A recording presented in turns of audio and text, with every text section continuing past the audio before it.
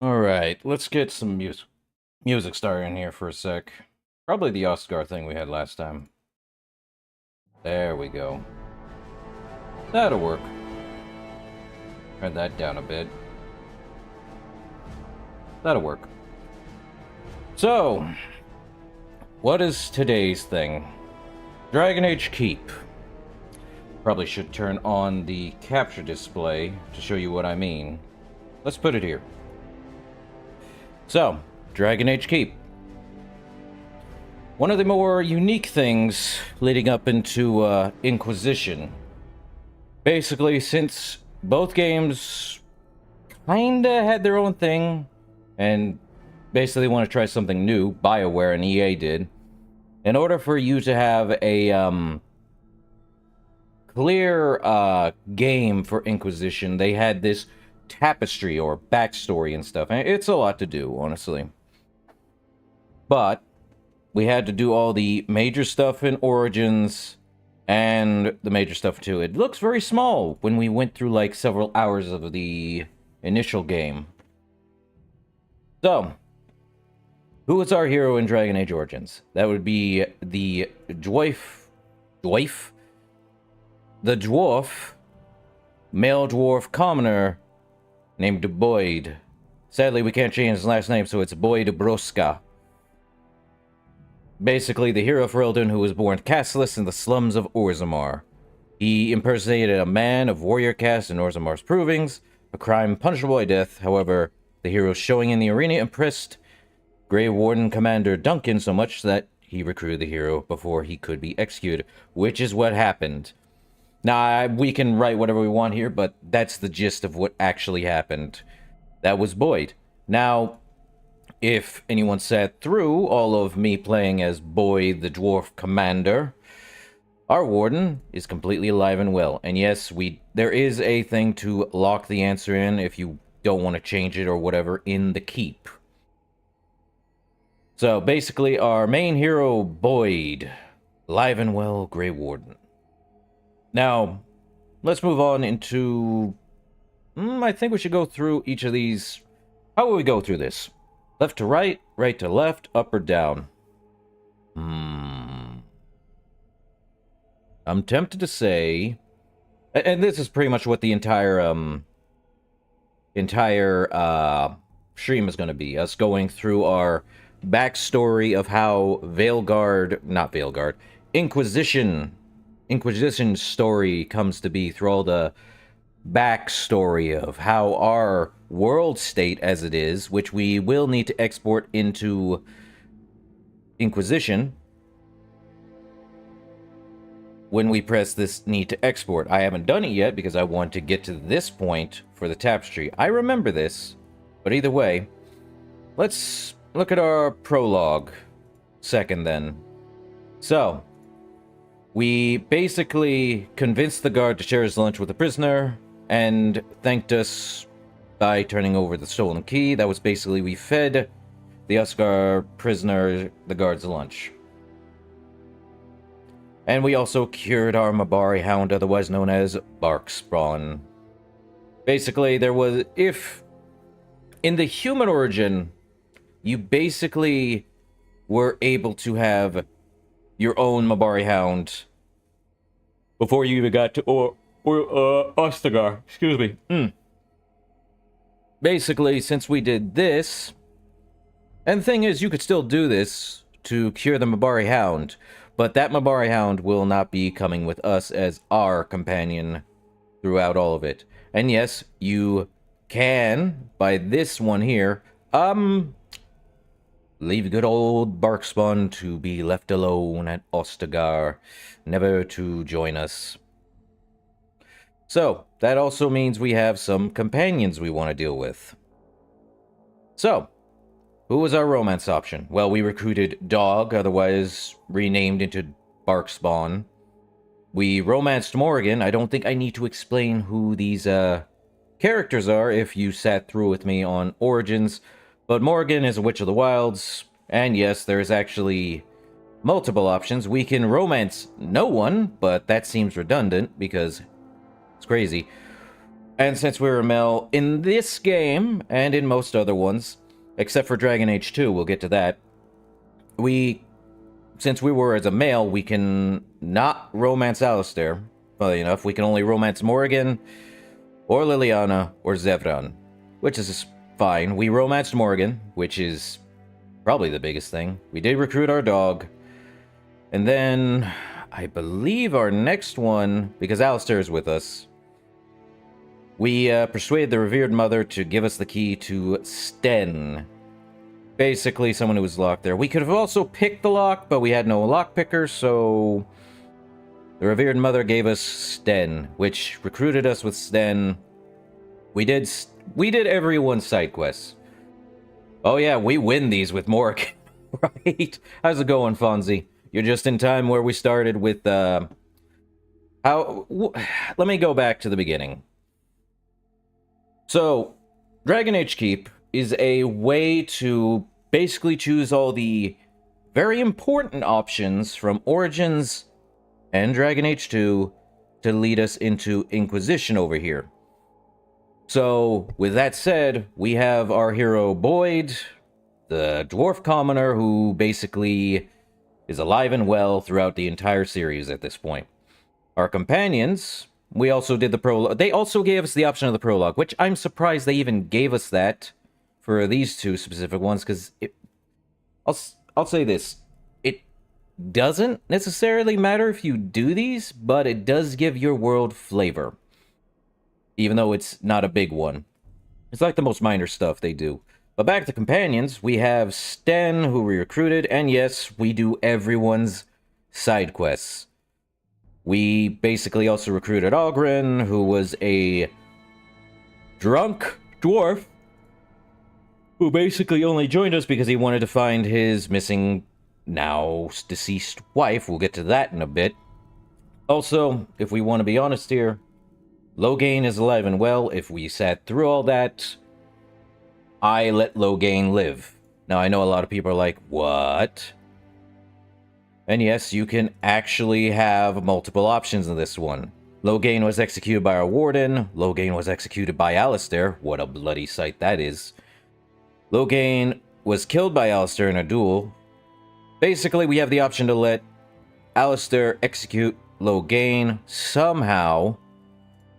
But it's the same as Loghain being killed by Alistair in a duel, or having Loghain die by killing Archdemon.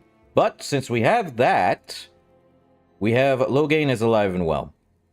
We also recruited Zevran, which is what we had in Dragon Age 2. We'll get to that.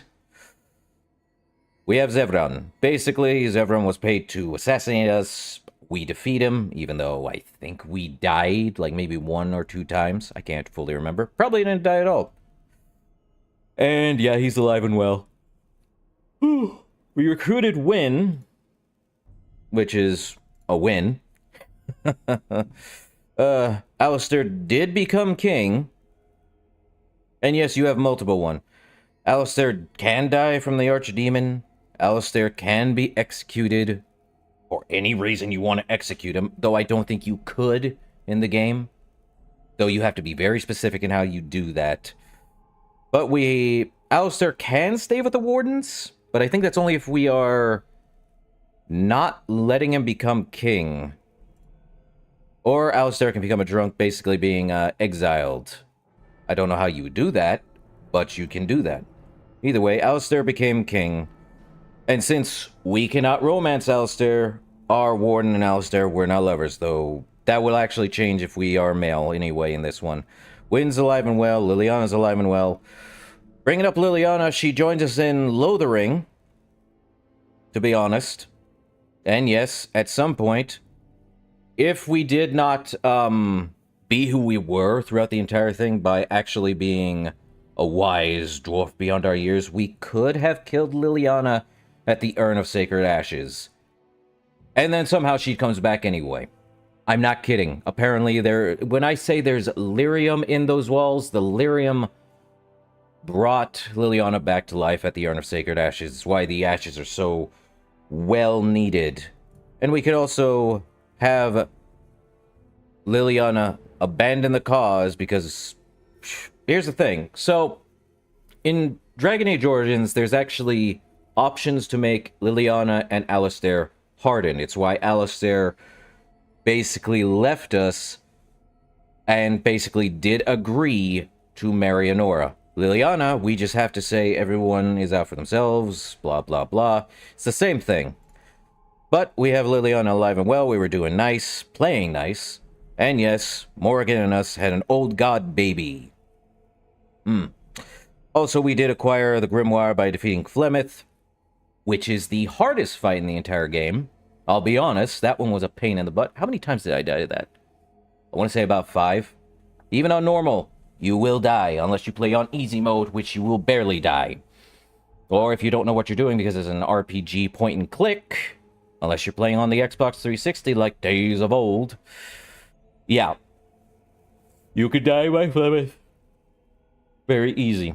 I don't play I don't play any top-down things on their hardest difficulty because it's already a pain in the butt trying to point and click and do all these things at once, pause, do all that stuff. I like my brain where it's at. So anyway, that's all the companions we get. We got Sten, we got Ogren, apparently Logain if he's alive and well. Alistair leaves and becomes king. Zevran's recruited. We did all their side stuff, got their favor because, hey, gifts are a powerful option in this game. Don't knock them, but don't use them fully. At least get some of your characters to hear you out. Because, yeah, you can still lose their favor, and they can leave, except for probably Morrigan. Well, scratch that. Everyone can leave your service. And I think, without anyone else... Oh, yeah, because here's the thing. You notice there isn't anyone else here? I don't see Shale, but that's because Shale was a DLC. Basically, Shale gets recruited. We also went through the Stone Prisoner DLC, which is basically us getting Shale as a recruited upman option, because in the original release, I believe, Shale was not an original companion to join. So, Shale basically is alive and well, or basically never recruited her. And yes, Shale can die if we sided with Bronca, because that's going to be a thing later. But yeah, Matthias and Amelia both alive, neither possessed. Amelia can become possessed, or Matthias become possessed. Matthias is dead, or Amelia is dead.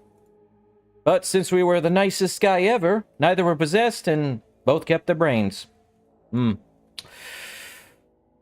was also the Warden's Keep DLC. I'll just say right now, we did choose to gain the power of our blood, our Darkspawn infused blood, which we barely used throughout the entire playthrough. I'll be honest, you can go watch it. I've got a playlist of the whole entire Dragon Age series here on YouTube, not so much on Twitch, because Twitch don't have all my VODs. They're gone in like a week. But all my VODs are here on YouTube, so good times. But yeah, we gained the power of blood in the Warden's Keep DLC, which was kind of necessary, kind of not. It's powerful, don't get me wrong, but I think it's more powerful on easy mode.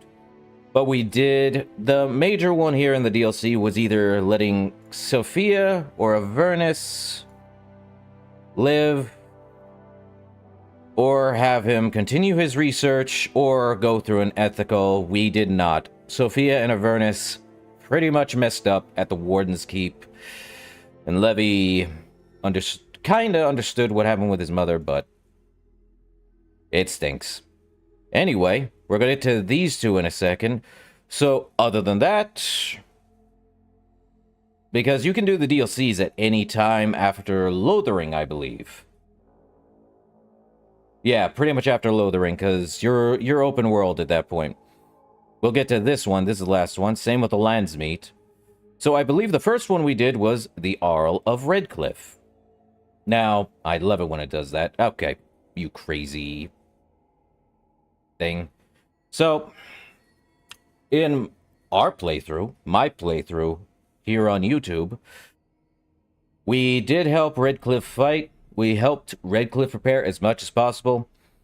Though I think in the original one, there was a lot of death. Now, there was something in here that I do believe we never got to, was Bella. So, Bella could have left Redcliffe. Bella could open her own... Took the tavern ownership if we put the tavern owner in Redcliffe to go fight. He could have died and Bella could have taken over. Or she could have died in Redcliffe, and that's only if we left and never came back. The other one is Bella left to start a brewery, and since we never actually know what the heck we do with this one, I just left it up to Bella starting her own brewery, even though I probably should have done more there. I think that would be the best option, because we never let the guy die.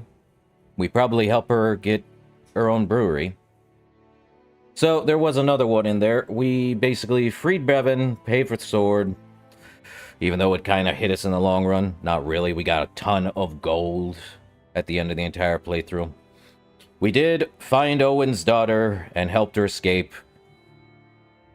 So during Redcliffe, we also got Connor alive. He's not possessed. That was a pain in the butt, and I think the one we actually went with was persuading, funnily enough, the Archmage. I think it was. Yeah, we got the guy to... We went and freed all the mages at the tower, but we'll get to that. So basically, we did that, but we didn't do that yet, because we know we kept Isolde alive, and we needed to do Connor alive, but that comes back to the Broken Circle here. So, when it says we supported the mages, we basically went, fought up the tower, defeated Uldred, and saved the remaining mages. Now, there is another one, and I don't know how you get it, because I have never had the ability to support the Templars in any of my playthroughs. It's probably the most ridiculous thing, because you have to be the most heartless person I have ever met. Anyway, we apparently supported, or basically saved all mages because of Uldred. And I think the first enchanter survives regardless, but somehow he can die. I think it's a Broken Circle lives up to its name. I think the Circle Tower basically... I think the entire game is either glitched or some stuff. Who knows? All I know is, even if I support the Templars, Irving still survives the battle for some reason. I have no idea how. And yeah, there is also Cullen.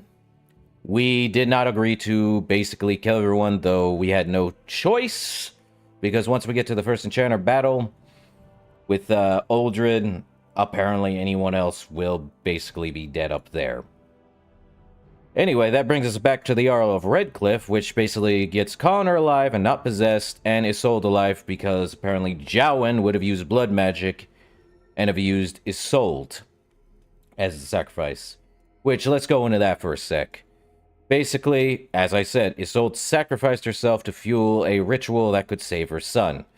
Not worth it. Blood magic is terrible. Unless you're basically doing for gameplay purposes, blood magic is not pure. But moving on to that, I think after we did Broken Circle and the Jarl of Redcliffe, we did head on to find the Urn of Sacred Ashes, which I believe was off to Denerim. I don't remember if we... I think we kept Sir Landry alive, if I remember correctly. And I don't think there was much else here other than that, but I believe after that we go, because in order to have the Jarl of Redcliffe do the Landsmeet, we need to get the Urn of Sacred Ashes, which was a really long, arduous thing just to get this in order to fight off the, what was it, 6th Blight? Or 5th Blight, excuse me. I think it's 5th Blight. It's hard to know, but we never poisoned the urn. We fought against the cult up there. It's crazy. But I believe our next stop was at the Nature of the Beast, which was basically a lot of stuff. I think we did save the Hala, if I remember correctly, because we were trying to find the Dalish people, or at least a clan of Dalish people who come help us. Apparently, Dagon was someone we found who was injured. Brought him back to camp, or at least brought him to the entrance of the camp. Oh, sorry about that. Let me go into this one. So, basically, we carried the unconscious self back to his people, or we could have killed him ourselves, or never encountered him, because we are that dense of not exploring everything. Anyway, And I do believe we needed survival too in order to save the Hala, and I do believe we did. Again, some of these are just flavor. They don't really matter in the major run. Like bringing Kamen and Gaina together, or bringing Varathorn Ironbark, or Atheris telling him about his wife's fate. The only one that matters is the brokered peace here, or allowing us to side with werewolves, or literally siding with the elves. What we did was broker peace. Some of these are basically major plot points, some of them aren't, like the Jarl of Redcliffe. This doesn't matter. This kind of doesn't matter. That does not matter. These four matter indefinitely, because we saw a sold in Dragon Age 2.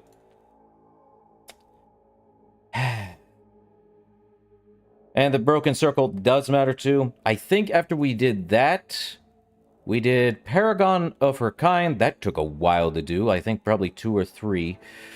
But we also... Let's see. So the major one was this one. And this one. These two are connected. Dagna is also a big one. I want to say that because there is something in Inquisition that comes up with Dagna. We'll see. Though these two here are for noble dwarves. We never encountered Marty. I don't even know who Marty was other than the noble dwarf thing. And apparently if we had relations with Marty, we could have had our own son. What does that mean? Basically, we could have restored Marty's son's birthright, which is from us, and we would also be brother to Balin. One of the brothers. As I said in the playthrough, every prologue or origin story, which is like an hour of playtime, depending on how quick you get through it, or how long it really takes you if you're playing on the hardest difficulty without knowing what to do. Every character has their own backstory, but Balin rules Orzammar because it works, it's progressive, it doesn't keep all the dwarves in a major caste system, but no one liked Balin's rule at the end of it, but that's for another story. These don't matter. I don't think returning the tome to the Shaper mattered. I don't think proving Legion of the Dead connect to Noble House mattered, but we did these anyway. I remember the lyrium deal we were supposed to do. The smuggling of lyrium. We did not do that either. We actually killed the guy. Here's justice. Anyway, we also helped Burkle create a chantry, if I remember correctly. We told the truth about Ruck to his mother. We also helped Zerlinda reconcile with her family.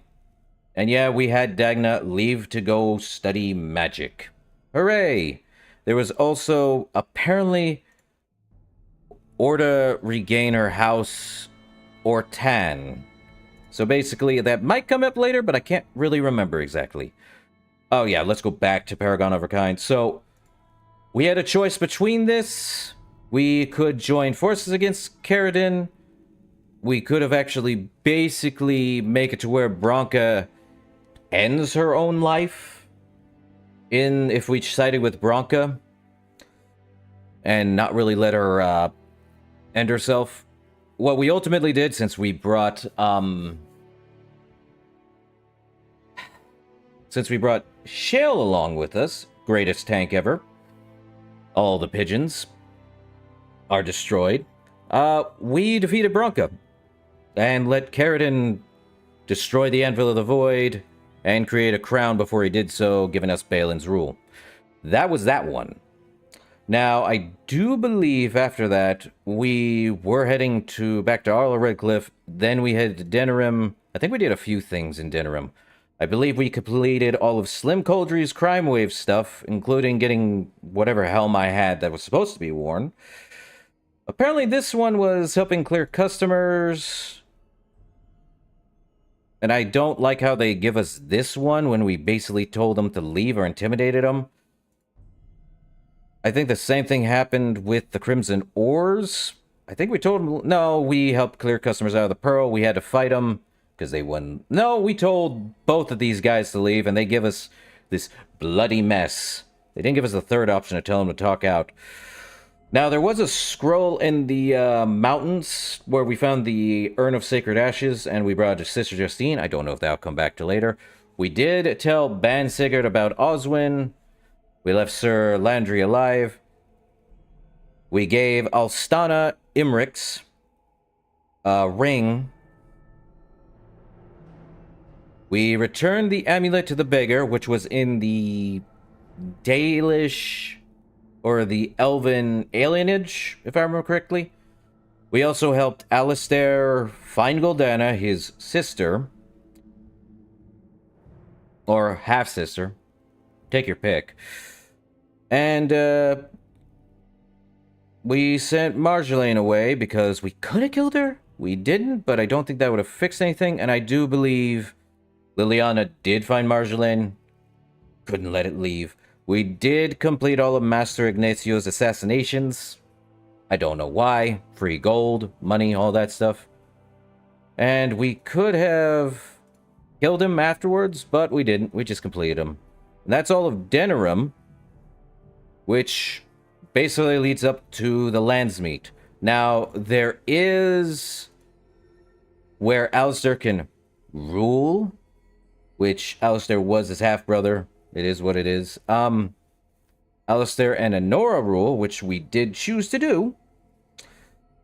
Or we could have had our female Warden and Alistair rule, but the only way in order for that to happen is if we were a female Husland, aka a human noble, which is the only way to work. Otherwise, it'd be nothing else. Or we could have Honora rules, or we could have been a male noble and basically done the same thing. The truth is, we did this one because we were a dwarf.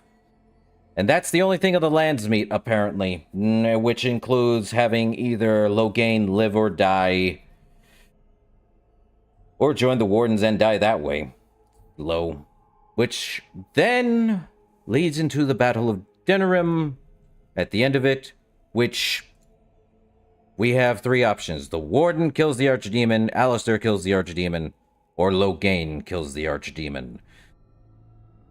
Loghain didn't kill him, Alistair didn't kill him. We did, and we survived because we took the dark ritual with Morgan. Ah. And had an old god baby born. We just created a, what is the, we created a hobbit, so to speak. We created a hobbit. Probably. Which, after all of that's done, all of the ones over here, including these, that's the end of the main campaign of Dragon Age Origins. But because they had an expansion and a final DLC, it's why I wanted to do these, because the other three DLC in the original did not matter. Which leads us to Awakening. The Awakening expansion, which gives us the Architect. We could have let him live. We did not, because I'll say this right now, Darkspawn corrupt no matter what it is. Darkspawn corrupt everything they touch. Now, I don't know how you would have gotten both the Keep and Amaranthine protected. This is an option, and I would pick it, but to be on our side of the story we were going for in Origins with the Awakening expansion, we did upgrade our Keep to the maximum level since we found everything and paid for it. We went and protected the Keep and let Amaranthine burn. We could have protected both. I don't know how, but they didn't give us that option in the original game. This is something they added in case you know. You had the Keep completely upgraded, and you somehow were able to protect Amaranthine because the Keep would have done that. We did not get this option for whatever reason in the base game. So they added it here in case you did do that. But to keep in line with what we did in the original playthrough, we just protected the Keep, even though it was fully upgraded. That's what we did. Now, the reason why I was trying to get Augurn so liked by us, we wanted him to be on good terms with his wife. Which is funny. I don't know how long that took. Doesn't feel like it took years. Coulda, but it doesn't feel like it. Also, we made Nathaniel Grey Warden. He's alive and well at the end of all of it. Everyone survives, and I feel like if we had done everyone's companion had gone back and gotten it, I think we could have gotten everyone. I think that's the only... Those are the only two. Everything else, we never hear of again. No, Dwarf Grey Warden, no Elf Grey Warden. But... that's that. Now on to Witch Hunt DLC. We only have 3 options here. We could have not gone through the Alluvion. Throughout all of that, these are the only major options. We went through the Alluvion, because I remember we did that. But there's also the other one, which is stabbing Morgan as she falls backwards through the Alluvion portal. I do not recommend that one, because that seems darker than I want it to be. Unless people have a reason to hate Morgan. Good question on that. But we went through the Alluvion with Morgan. That is pretty much all of Origins. Which, in hindsight, seems pretty small when you think about that. It's very, very small when it's only in this tapestry. But that just moves on into Dragon Age 2, which is our female hero, Esmerelda Hawk, which has a long list here, which was a female rogue. We were an archer. I don't know what else, but suffice to say, the daughter of Malcolm Hawke and Leandra Amell, Esmerelda has lived in many places throughout Ferelden. I don't know how. I think our last home was in Lothering, most likely. Her father and younger sister, Bethany, were apostate mages. Thus, the family was constantly on the move, avoiding Templar hunters. 10 years ago, the family settled in the village of Lothering, building a home on the outskirts and making a life where they wouldn't forever be on the run. Though Leandra worried constantly that the Templars would one day catch up with them, Malcolm kept his abilities a secret and taught his daughter to do the same. He died 3 years ago, leaving Esmerelda responsible for the welfare of her mother and younger siblings. When the Blight began, Esmeralda and Carver quickly enlisted in King Kaelin's regiment. The hordes spilling from the Kakari wilds meant their home would be quickly overrun if the Darkspawn were not defeated immediately. However, the Battle of Ostagar ended with the betrayal and death of King Kaelin. Esmeralda and Carver barely escaped the chaos with their lives and returned to Lothering to get their mother and Bethany out with only moments to spare. So basically, Dragon Age 2 is supposed to be set up in a 10-year time gap. Though that makes no... Well, I think it makes sense if we figure that out. That it does take place because at the start of the game, we are already 10 years. And we're being told in a 7-year time gap. So 3 years is what happens. Throughout all of the playthrough, though, Hawk's personality is a humorous mindset. We could have been a fully diplomatic or a fully aggressive Hawk, but no.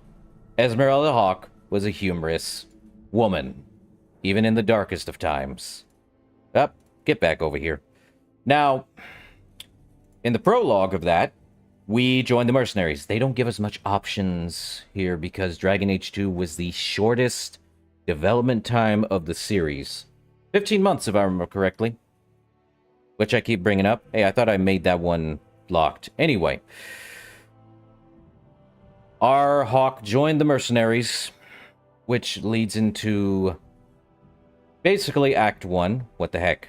Stop that weird thing. Anyway, Act 1. So, there's a lot to go here. Quite literally a lot to go over here. So, I believe this one was where we were trying to basically get some mages to... I cannot fully remember, but this was in a cave. We fought some mages, let the mages live at the end. But I didn't like how the Templars were going to do something ridiculous. So we fought against said Templars to make sure the mages got out of there. 3 years later, however, they get caught. It stinks. Now, if I remember correctly, we did help Martin because Isabella asked us to go talk to him. We talked to him. We returned his cargo. It was poison. And we got a free shop in the tavern, the Hanged Man. Now, do we remember Kelder? I remember Kelder, where basically he took elf children because they were, quote-unquote, too beautiful and believed he had a demon in him. Where he killed young elven children. The worst I have ever heard of someone lying to protect their skin. Not only that, returning to his father, to Magistrate Vernard. No. I get what he was trying to do. I know what Vernard was trying to do. Probably keep his image. No. That's a no from me. Nothing would have changed from that. Now, I'm trying to remember Danzig. Oh yeah, Fainriel. I believe we killed Danzig trying to find Fainriel. Now, if we remembered Seamus and Guinness from the Winters, we killed Guinness. Because we were trying to save Seamus, who was the son of the Viscount. We returned him to his father. And yeah, we told the truth about Ghislaine's wife. To him. We told Ghislaine that his wife died. He let us keep the ring. I mean, that's what happened. We also did the bone pit and basically helped the missing miners, or solve the mystery of the missing miners and return the ones there. We became proprietary owners, blah, blah, blah. I think during a moment, we did find out about Sir Thrask's daughter, who was a mage, which he was trying to keep secret. Didn't happen. We had to kill her. But we didn't blackmail him. Sir Thrask was a good man, I admit. I don't agree with how the Templars were running things, though. Because, if we remember Iduna, the exotic wonder from the east, which we had, I believe, Bethany break the compulsion. Unless we were a mage, we could have broken it ourselves. But since we had a mage there, we did it. Or we could break it ourselves because our will is that strong. Good to know. And yeah, through that Fainriel side quest, we sent him to the Dalish and not to the Circle. Which is good. Also, we kept... I love how it says reinstated, but I think we kept Karen still in the Templars. Because we checked, he wasn't controlled by a demon during his side quest. We had Anders check. Nothing there. Though Karis, do you remember Karis? Oh yeah, that Karis. Karis, Anders side quest in Act 1. We killed him. Is what it is. We also, if you remember, Katojan, or the mage of the Kunari, who was shackled and leashed, and also, if you didn't notice it, their mouths were sewn up, but also their tongue was cut. Because the Kunari believe that mages have to have their tongues cut because they believe demons are in every mage. And also sew their lips shut because they don't want them speaking. It's also why they have those weird control rods. Which I don't agree with. I'll never agree with that. But in order to be on the good side in Dragon Age 2 for the Era Shock, we handed Katojan over to Kunari so we could deal with it in Act 2, but let's bring up our companions throughout Act 2. So, our first one would be Bethany.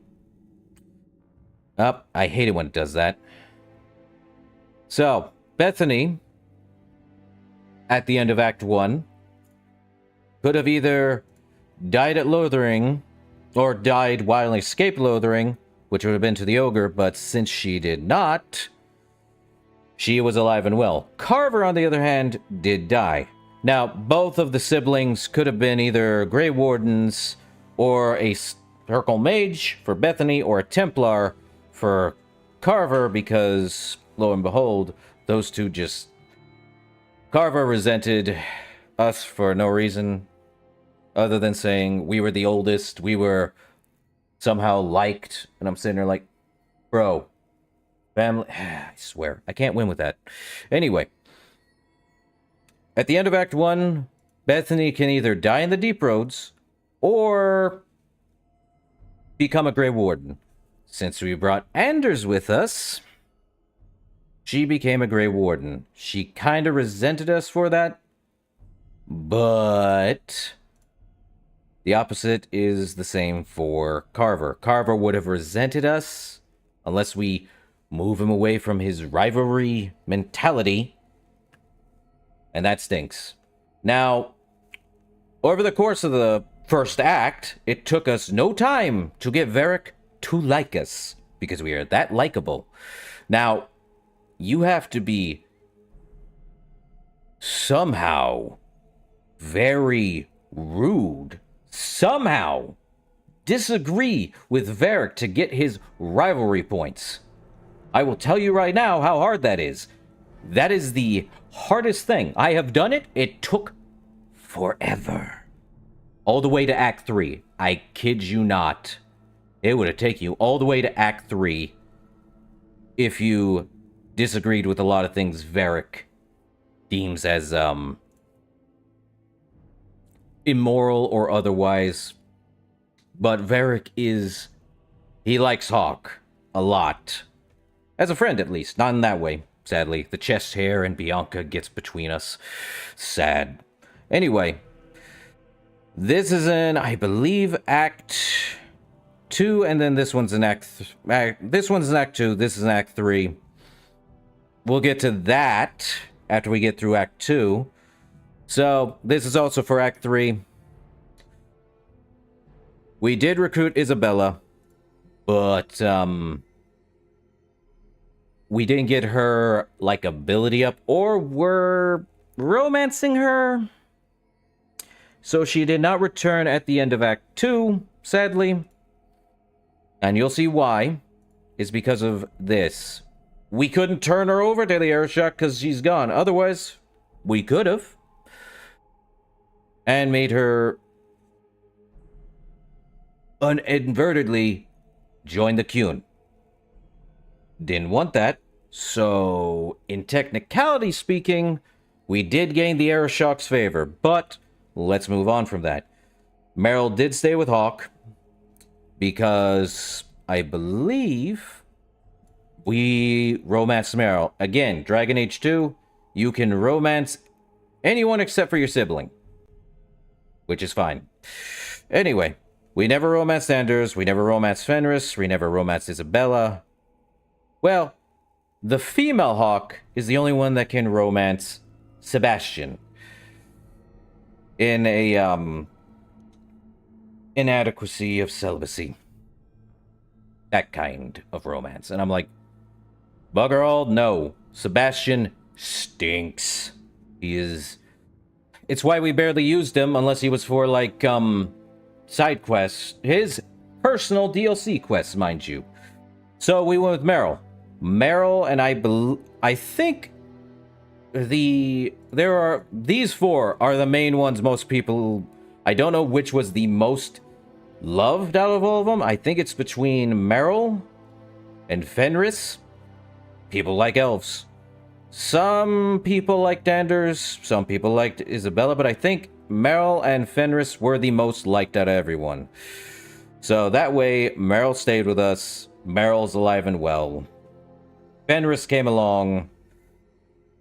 And I do remember us not destroying the Illuvian at the end. That's an Act 3 thing. And Meryl's clan was not killed. You just need to basically take responsibility in that act for what Meryl did.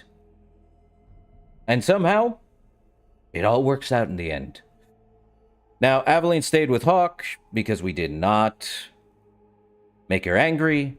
And since we did Aveline's side quest, I think in Act 2, to make her be with Donick in Act 3. So Aveline married Donick. It's why she's not a romance option either for either Hawk. Funny. That's a weird side quest, if I'll be honest. Yes, we recruit Sebastian. Now, why am I not bringing this up? Or why am I not bringing this up yet? Again, Act 2 and 3, we could bring them up now, because you can see them right there. But, this right here, Talus is DLC. I don't know why it's in the Companions tab. It should have been its own thing for Mark of the Assassin. But we never made Talus angry. We agreed with some of her points, but we never made her angry, as far as I recall. We left on amicable terms. I let her keep the scroll and list of names at the end of that DLC. But because we were with Meryl, we never kissed Talus. That's just how it is. So let's bring up Bartrand. At the end of Act 1, Bartrand basically takes a red lyrium idol. I'm just going to say right now, red lyrium is going to play a significant role in Dragon Age Inquisition. It will, trust me. Don't know why, but it plays a significant role. And here's the thing. When we did this in Act 2, Bartrand was crazy. But we allowed... If we had not brought Anders to fix his mind slightly, Varric would have ultimately said, kill him. But since we had Anders there, we fixed Bartrand's mind just slightly, and that persuaded us because we agreed with Varric. In Act 3, however, there was a haunting in Bartrand's old estate, and we helped Varric deal with that. Just slight normalcy, no manifestations. However, at the end, there was a fragment of the red lyrium idol. I don't know how Bartrand keeps broken it into smaller pieces, or even a slight piece broke off. Probably got angry and threw it against the wall. It chipped, rolled under the bed or something, left behind. We could have had him not keep it, but we did. Will it make him angry? Or crazy? I don't think so. But yeah, Act 2, I will bring it up. Isabella joined us to find the Tome of Kozlun, which is a Kunari sacred relic. Try to imagine the most sacred relic in all of religion for anyone. Can you imagine what would happen if someone took the most sacred of relics and we're going to beekeeper it or whatever to demoralize an enemy? Not good. So, Isabella took it, and I have no idea if the Kunari found her or not. If they did, great. If they didn't, well, the Tome of well, I do believe there might be something to that in Inquisition. If not, oh well. It is what happened. Moving on, we're still in Act 3 now. So, what happened at the end of Act 3? Well, we had a choice to make. Anders made it worse. So what happened? Anders literally nuked the Chantry with the revered mother in it, and other people as well, in the middle of Hightown. You destroy a sacred place. I'm not going to approve of that. I don't care if you're non-religious or otherwise. You do not destroy, for any other reason, a religious sect. You don't go out of your way to do that. Does anyone do that in real life? If you do, I pity you, because you are the worst person I've ever met. I will not condone that kind of action. And yes, I did help Anders distract the Grand Cleric, but the problem there is that I still do not condone that. There could have been a compromise, but what does Anders say? There is no compromise. You made it to where there was no compromise, good sir. Guess what happens? You're dead. Anders is not living after that. He literally committed, what's the word? Terrorist act in a city because he basically,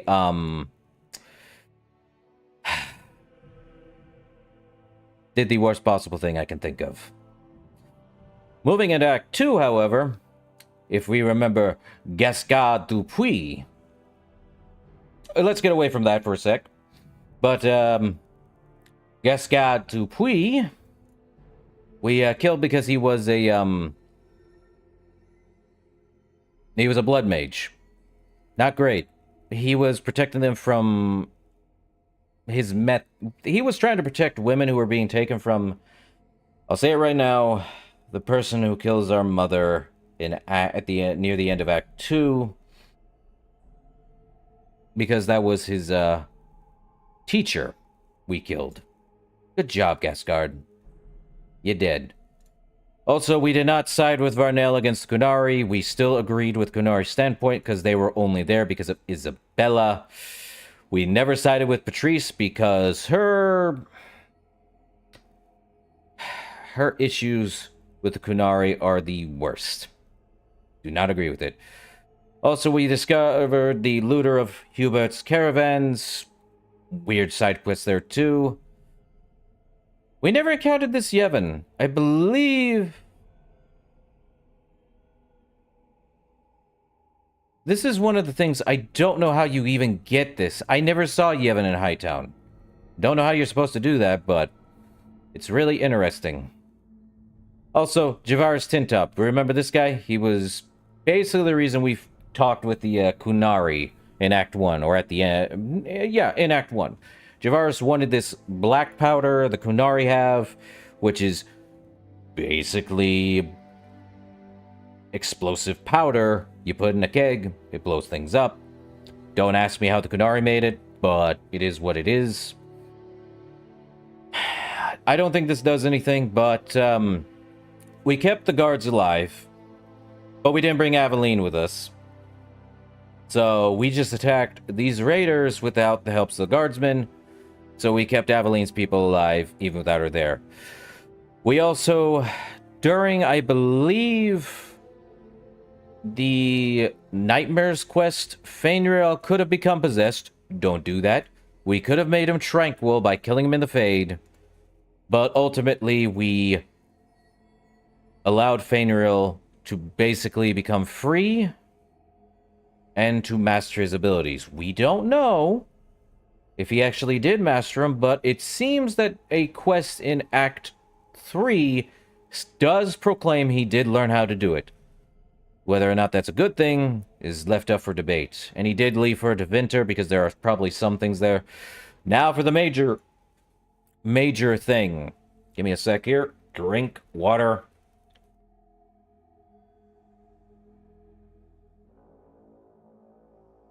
Been yapping like a crazy person for the last couple of times. Or the last near hour. Did Hawk kill the Airshok? Well, here's the thing. We could have let him leave peacefully with the Tome of Kuzlan and Isabel, but that was not an option for us in our playthrough. So we killed him in one-on-one combat. I wish they would have added that as a option, but it just says killed the Airshok. There's a lot here that could have been like, this is exactly what happened. They should have done all of it that way, because they had time to do all this keep stuff. Yeah, it's a real... It is a lot of interesting amount of time to set this up, if you remember what your game went through. But that's why we went through the whole thing at this point, right? We're not going to talk about Legacy yet, because we left that before the end of Act 3. Now, we remember Nuncio, right? Hawk offered to help Nuncio. We did. And the only reason we helped Nuncio is because he was after Zevran Aranai. Which we helped Zevran and let him go. Which then we end up killing Nuncio, blah, blah, blah. Now, I will say this. Throughout the entire game, there is a background check, more than what we did, for the specific conspirator, aka who it is who has to find these 3 mages, I believe. Or the conspirators who were basically going off into the night and not coming back for hours at a time or whatever. We could have had, if we were basically pro-Templar, we could have had a dialogue with Meredith, but I think since most people are wise to not really agree with Meredith's actions or whatever the heck was going on with the Templars, you'll usually get the conspirator quest. I think, it has the word cold in it, but, you'll get it with Orsino. That's the only way you're gonna get that. Meredith does send you on to find a lot of things. Basically, the major one was Emil. Now, we returned him, but we allowed him to,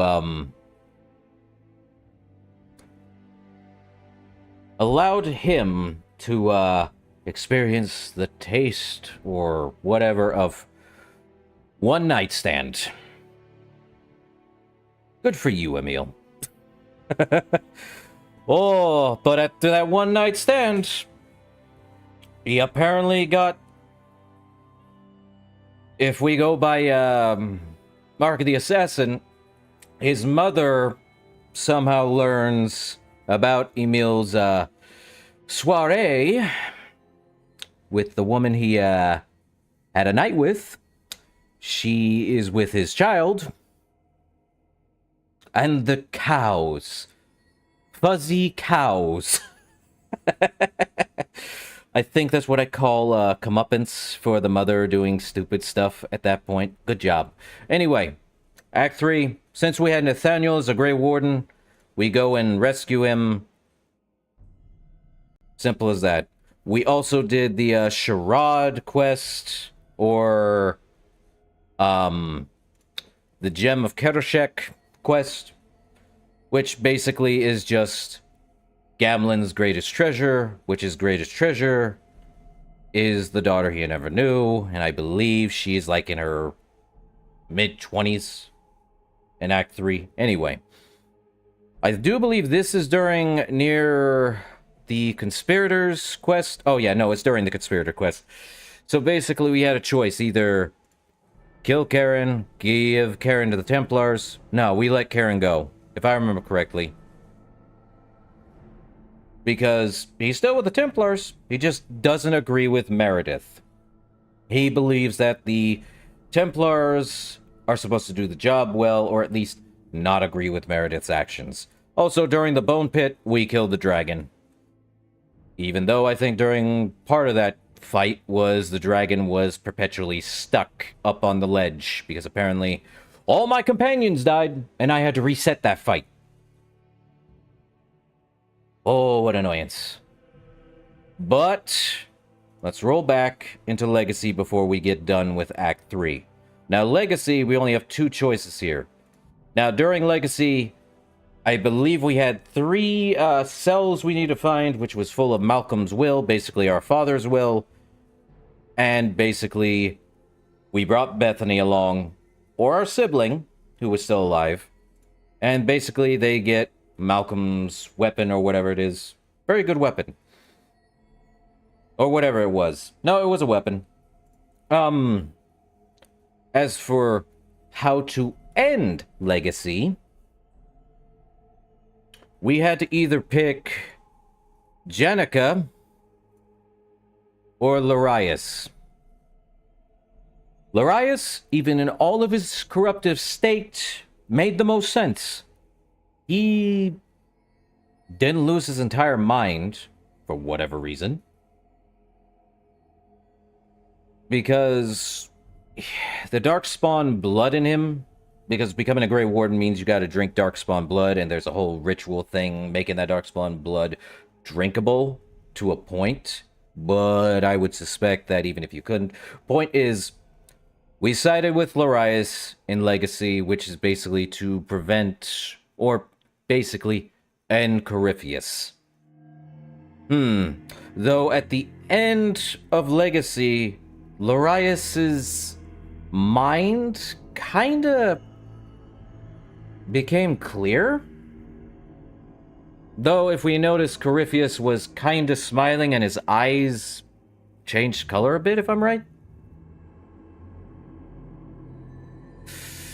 That's not a good sign. I have a feeling that the ancient inventor Magister, Corypheus, who entered the Black City with his original Tevinter Magisters from near the First Blight, Dumat, somehow transferred his consciousness into Larius? I mean, they had ancient magic. You have no idea what that is at that point. So, will this come back to bite us? Who knows? It might. But that's one of the major plot points of Legacy. Now back to Act 3.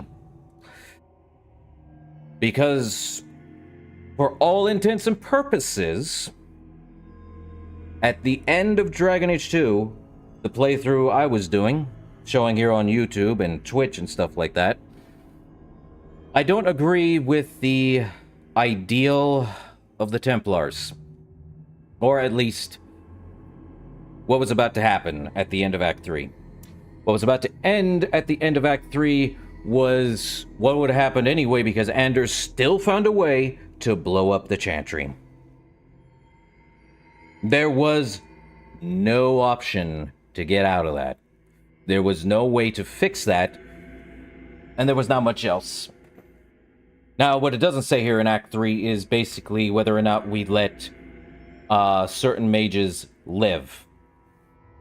Which all it gives us is two options. We either side with the mages or we side with the Templars. I ultimately sided with the Templars because the only way to become Viscount is siding with the Templars. Having the Templars be supporting of the champion to help Kirkwall rebuild and all that stuff. So we went from Champion of Kirkwall to Ruler, Viscount, Champion of Kirkwall. Crazy, that.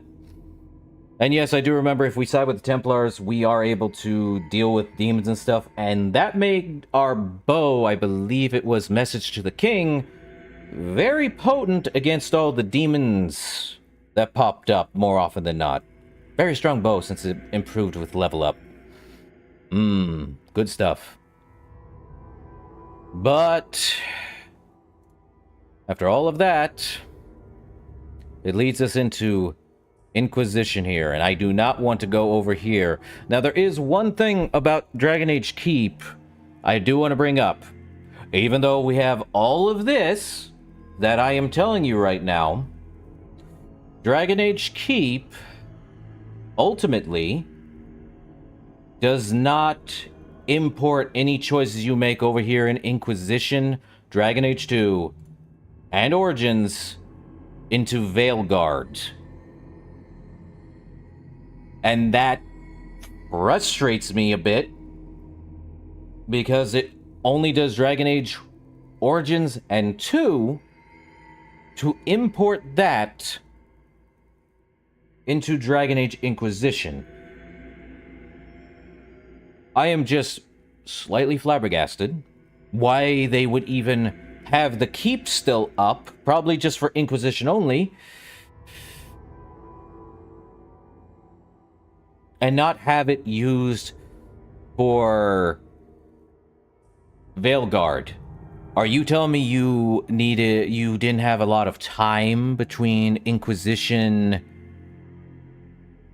to the Veilguard from 2014 to 2024, 2025 when Veilguard came out? You had a 9 to 10 year gap to do all of this, and you're choosing to tell me, EA and BioWare, that you would not use the keep for Veilguard. That has everything set up. Everything from Inquisition and all that. From Inquisition to 2 and Origins. Because you were lazy and didn't want to do an entire thing by bringing up old stories? That's what I'm getting from that.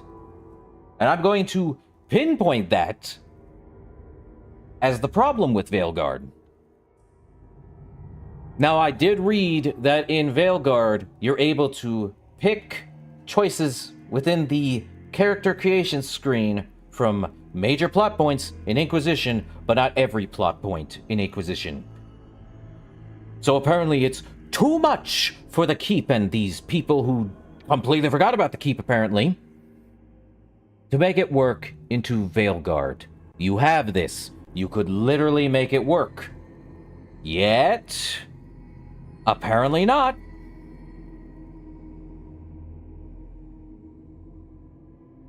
That's frustrating. I'll be honest at that point. That is a bit frustrating to hear about.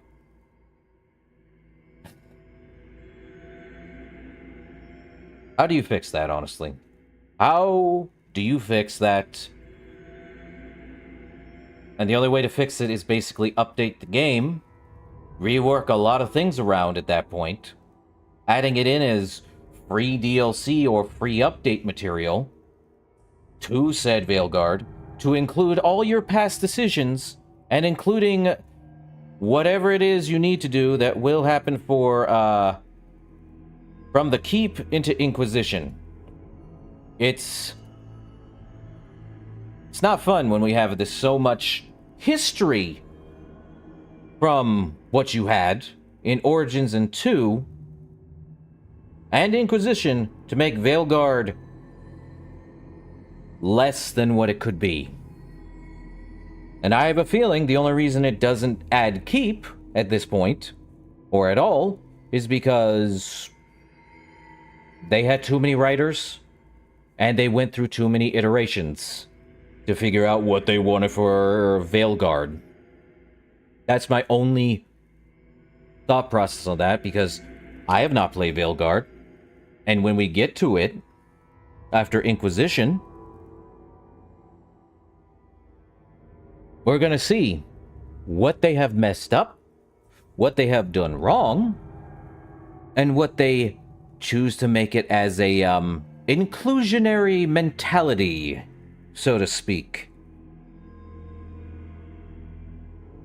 I don't like it when it happens. I don't like the feeling of all my hard work from these past games, the choices I made, and everything I did just to be swept under the rug and made into slight major, or slight minor choices, let's call it that. To make it feel like, oh, there's no need to have these. No, there's a definitive reason to have it. You made the Keep. Why didn't you include it as your backstory stuff to make it to where each individual's Veilguard save, when they boot it up, to import it from the Keep and make it, you know, their game, their story. We didn't want to do that. It's too hard. It's too much work. I have a feeling EA got involved again, which is what led to... There's a thing in Inquisition, I'll say right now, which had, an online service, kind of, but not really. It's kind of an online service, but actually it is an online service. But it was more like a dungeon crawler, if I remember correctly. Is it free? Kinda. Is it necessary to play with a single player? Not really. Same thing with Andromeda. I'll bring up Andromeda because in that game, it's not necessary to play the multiplayer stuff. What I'm hearing is that if you bring in the live service stuff, and that is your only reason for making the game feel like it needs to be played more often, then you've missed the point of what a game, a story, is meant to be. A game, book, story, movie, they're supposed to be as timeless as anything else. As far as I can see, leading up to Veilguard, and this is me ranting. I'm sorry, you're gonna hear me rant because it's what I'm getting frustrated with latest problems that arise in the gaming circle stuff and things like that. They are not doing their job as publishers. They do not know how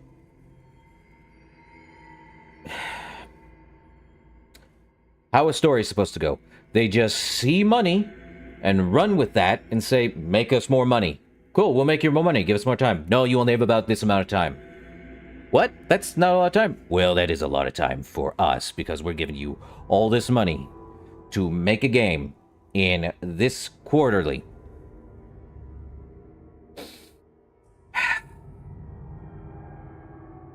And Veilguard, I want to say, didn't financially do bad. It just did not do financially well. It did financially good, but not financially well to make a major profit back. Why? Well, you had the keep. Why didn't you use it? You had the keep. Why didn't you use it? You had things from Choices in Inquisition that also had DLC choices you could have included in the game. You had nearly 10 years for Inquisition. From Inquisition to Veilguard to make a good game. For what I'm seeing, and the player opinions and reviewers, if there are any good reviewers, I will not include IGN or Game Informer or stuff like that because those are not... Those are opinionated people who do not play these games, or people who just don't play these games in general. Trust me on that. You could literally go and do stuff like that. The point is, I have given good grace to how Origins was. Origins was good. Trust me, Origins is good. Yes, it's slow in some spots. Yes, it could have action in other parts. You're building it up. You're building the story up from where Origins started. Heck, even before Origins started, I believe after Origins came out, 2 books in between, basically giving us a backstory into how Origins has certain lore to it. You could literally listen to it on Spotify if you have a subscription with Spotify. I'm serious, you could go and listen to that. It's there on Spotify. For both Dragon Age 2 and Origins, and I believe Inquisition also has its own thing. But I think everyone is getting a bit tired of how publishers are literally overtaking certain companies and making them do certain things that does not line up well with how the game is supposed to be run. They want their money, yes, but in order to get that money, you have to agree with your customers. Because if I remember correctly, the old phrase or the old wording is the customer is always right in matters of taste. The publishers clearly forgot that phrase, as did the leads at BioWare and any other major company, it seems. You're trying to make money back, so why are you not listening to all of the people online who say, this is good? But I get it. It's all opinionated. That is not the point I'm making here. The point is you need to listen from all sides and hear out what people have to say. I said Dragon Age 2 was good. The story was fine. The problem? Short development time. For the main story. After that, DLCs came out within the same year. Still a short development time. Both those DLCs took about an hour and a half to 2 hours, depending on how you set up your character and stuff, or how you played the game. Dragon Age Origins, they had, I want to say, before they even got the game out, they spent at least about 3 to 5 years creating the entire world of Thedas. And then they had 2 books, which were prologues to Origins. Dragon Age 2, I believe there was also 2 books, either leading up into Inquisition.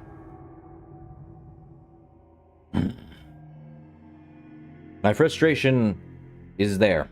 I can see what they were doing, what it was leading up to. But I also see the problem that comes with 10 years of nothing. I don't know what went on behind closed doors at BioWare and EA. But from what I am reading with Veilguard, and with how Andromeda went, it does not bode well with the future of a company that is beloved for their work. Because if I remember correctly, BioWare also created Baldur's Gate 1 and 2, which was beloved by many. And then Larian Studios got a hold of BioWare 3, or Baldur's Gate 3, excuse me. My brain is somewhere between the 2 B's. And that literally was a company that basically created a good game. I'm not kidding. So there are people out there who want to make a good game.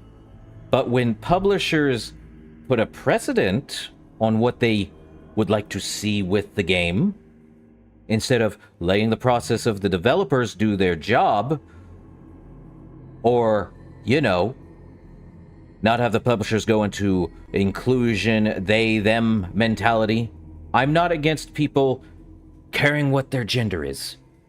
I hate that we went into the political landscape and added to a game. That is the dumbest reasoning to making a game, for any reason whatsoever. You're there for a story. You're there to enjoy characters. You're there to do things. And I'm talking about this before even touching Veilguard, or even getting into Inquisition, which is tomorrow night. And we begin probably playing as a mage. Except for the dwarf. I'm sure dwarves do not have magic still. Unless somehow they somehow do. I don't remember. But the point is, they made a game that could have been great, and from what I'm seeing with Veilguard, they aren't. But we went through everything here. It's been over almost an hour and a half. I'm not entirely sure what else to talk about other than that is kind of the stuff we have waiting for us in Inquisition here. We have our female Hawk, who romanced Meryl, who joined the mercenaries, who sided with Larius, who sided with the Templars, who killed the Airshok, somehow fighting against the Templars at the beginning, or near a point in Act 1. Let me see, how did Act 1 end? Oh yeah, Act 1 ended with Bethany joining the Grey Wardens. There was no... Act 1 is one of those weird ones. It sets up for later acts, which has no... The only major repercussion is Bartrand taking the Red Lyrium at the end of that. That's just how it is. And then Origins, our Warden hero is alive and well, fell in love with Morrigan, a dwarf. Dwarf warrior, I should say. Commoner. Dwarf warrior. They fell in love with Morrigan. had a god baby with her in a dark ritual to save everyone's lives, or at least ours, because we were being apparently, I wouldn't call it in love, more like a beneficial love, whatever the heck you want to call it. And then we follow her through Witch Hunt DLC. Hope that comes back later. We saved the circle, basically kinda sided with the mages, actually just let the mages live, and kept the circle tower afloat. We basically brokered peace between the Dalish elves, did some other stuff in there too. We basically sided with Caradin and made Balin ruler of Orzammar. The prologue, I would probably say, doesn't entirely matter. Not entirely.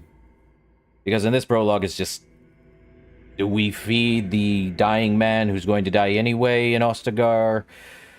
Though, curing the Mabari, yes. If you didn't have a Mabari already in your noble origin. You can still do it anyway. Not a big deal. We did not poison the Urn of Sacred Ashes. We did everything in Denerim as much as possible. All side quests as possible. We made Honora and Alistair become married and king and queen of Ferelden. We killed the archdemon and lived.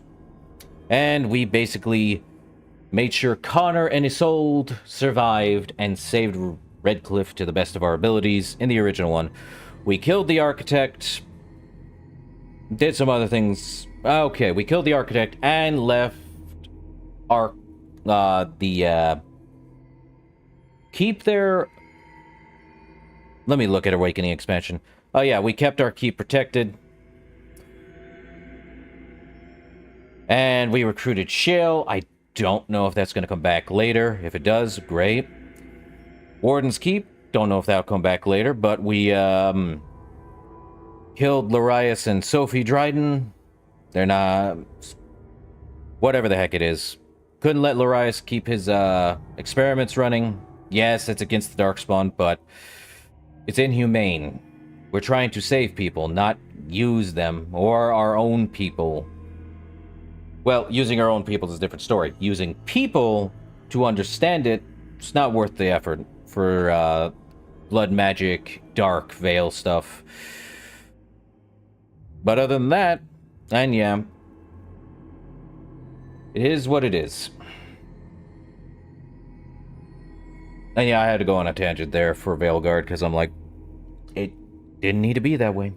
It really didn't. And I know this is going to be one of the shorter streams, because all this is to prep for Dragon Age Inquisition for tomorrow night. To explain, for people who did not sit through the entirety of the 2 playthroughs for Dragon Age Origins and Dragon Age 2 I did, which are on my YouTube. There's a playlist for it. You can go watch it. You can go sit through all of them. They are pretty long. I do long playthroughs. Not a big deal with that, I'm sure. You can sit back, relax with them, eat. It's a build-up story, you know? Dragon Age and even Mass Effect. They are building your character up, giving you the world these characters live in to basically do what you need to do in that world. But of course, apparently we forget that stories are not supposed to be like these high-end movies. These interactive movies, as I'll call them. They're supposed to be games first, with choices in them, if need be. Unless, of course, you know, you're playing a game that has already a set story and you just have to do the stuff in it to do that stuff. With BioWare, they are good at giving you choices in a game. I think Bethesda could do the same thing, but at the end of the day, you have a final choice. Or at least, you have a build-up to the choice that leads into the final choice. Or choices that build up over time to the ending. Because the thing is, in Origins, you do have a way Because we all know how Origins ended, right? You kill Archdemon. But which one do you allow to kill the Archdemon? Do you allow your companion, who is a Grey Warden, kill him? Do you yourself, who is a Grey Warden, kill him? Do you not take Morgan? That is the thing I think people are losing touch on when it comes to certain choices in a game. If your game does not give you the option and is set in a way of making it happen, then the game has lost the idea of what choice is. I say it's an illusion of choice. Illusion of choice, not illusion. Illusion of choice. There is a slight illusion of choice, but that's only in hindsight when you already know what's going to happen.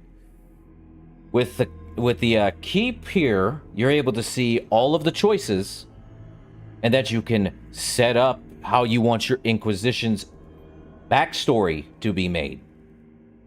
That's why I'm getting on Veilguard's backstory issue, and what is probably leading to be if it is a game I will not like, it's a game I will drop. Point blank.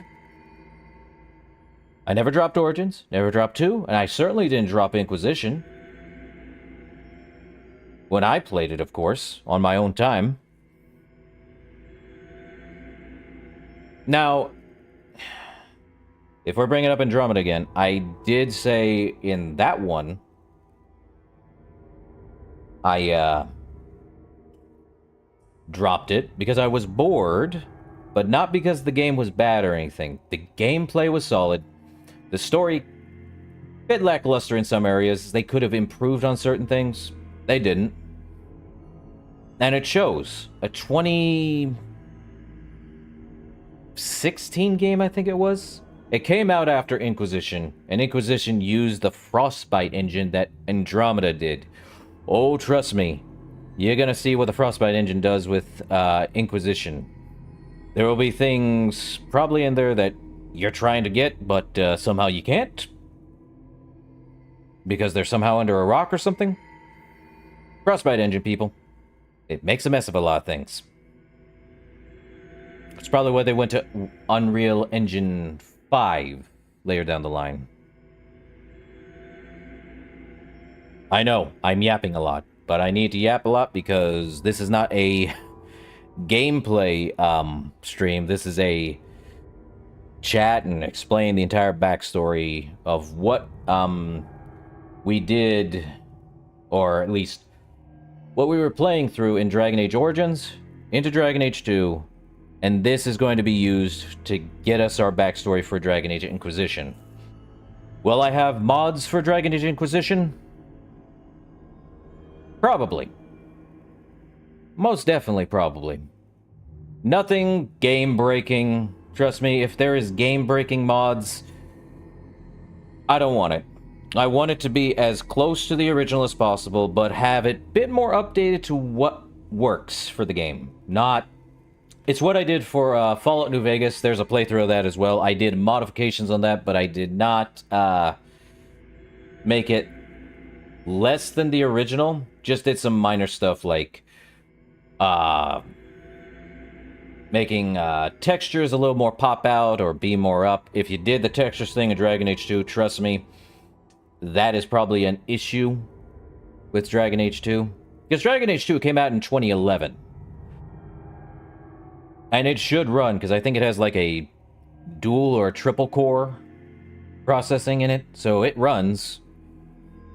I never actually got a crash on it, unlike Origins, where the loading times in Origins is a single core. That's why that does that. So if you're doing that, you need the 4 gigabyte thing, but whatever. But I don't think I have much else here for Dragon Age Keep. But if you want my thoughts on all of it right now, I do think the Keep could still have improved with stuff from here, but these are all the major and semi-flavorful choices that could be used in Inquisition. Some of it isn't. They just pick the major choices, like who was your lover in Dragon Age Origins and Dragon Age 2, and what kind of warden you were throughout all of it. Did you do everything? I think the major choices are what hero you played, whether they survived or didn't, what companions you had alive or didn't, or if they were left, if you either poisoned or let the urn of sacred ashes do its own thing, whether or not you saved Redcliffe, whether or not you brokered peace or didn't, whether or not you basically sided with Bronco or Caradin, whether or not you let the circle fall or let it thrive again, whether or not you let the Landsmeet people, whether or not you let Landsmeet choose to have a Norse reign as queen still, or have Alistair usurp her and become king. It's a weird thing. Whether or not you let Alistair still be Grey Warden, or be with you and kill the Archdemon, or have Loghain live and either kill the Archdemon or not. It's all a heap ton of backstory. Whether or not you killed the Architect or let him live. Don't know what the repercussions of that is. Whether or not you went through the Alluvion or not. Or possibly killed Morrigan as she went through the Alluvion. We don't know. Whether or not you got the Stone Prisoner. There's a lot of what-ifs. What may-be's. And that's what makes a good story that has a background of choices. Some of our illusion of choice. Because you know, there has to be a choice. That's the only illusion. You get to make a choice, but the only illusion is, in hindsight, what do you want for the later game? To be built up from it. If a game has an already set-in-stone story that needs to be played out, there's no choice here. You're just building your character up, and that's all you do. Or you go through a game and do whatever heck it is.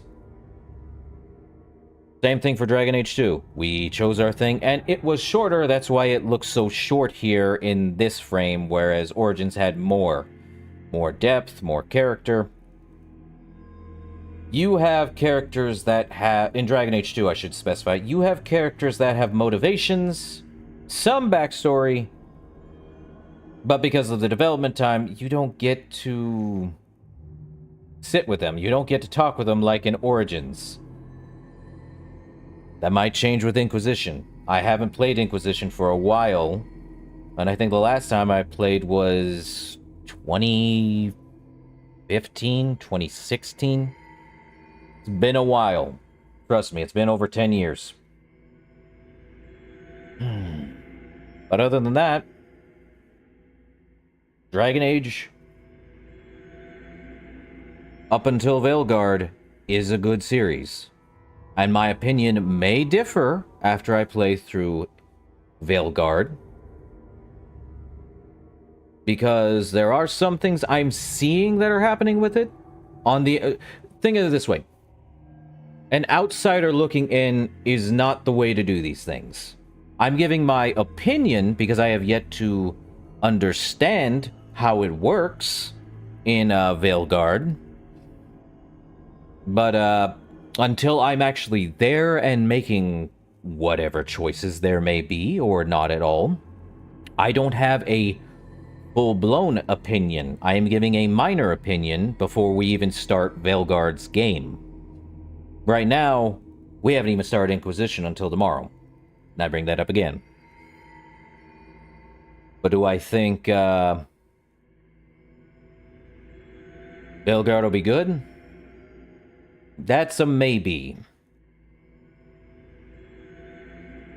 And that's all I can really give is a maybe, because I've been very fair in my assessments of games lately. I look at the story first.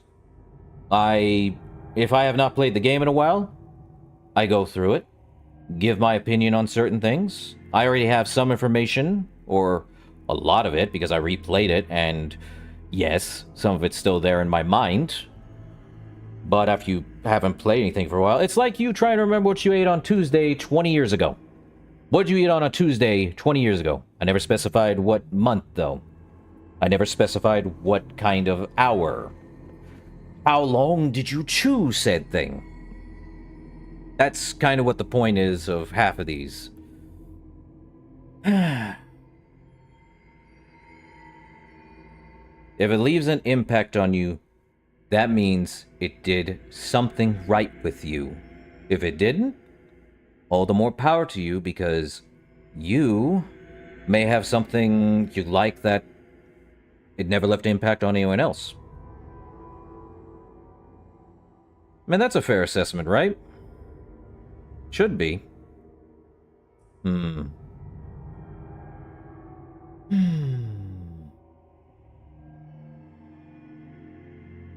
ambience really gets to you, you know.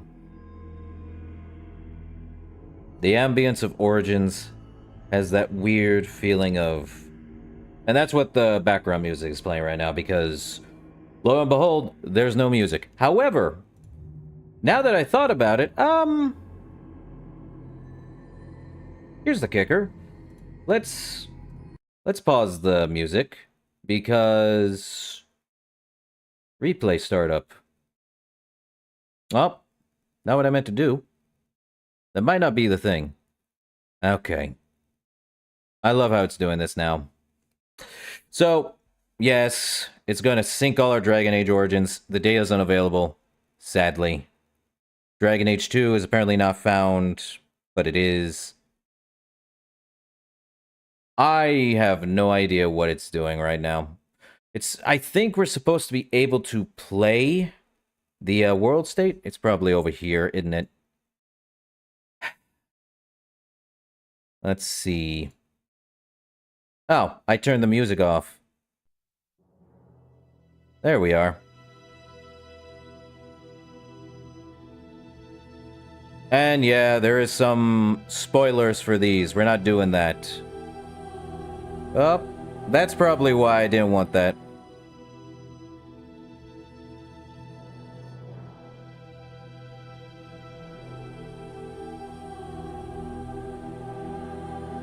Oh my boy. Yep, I don't know why it's doing this. I'm crazy, apparently. Should not have done that one. That's my mistake. Okay, get that music back on. We don't have an Inquisitor choice. We're not going to do anything right now. And there are rewards for Dragon Age Keep for using the site. There will be rewards in Inquisition. There are 29 of them. Now, there we go. We get to watch our story.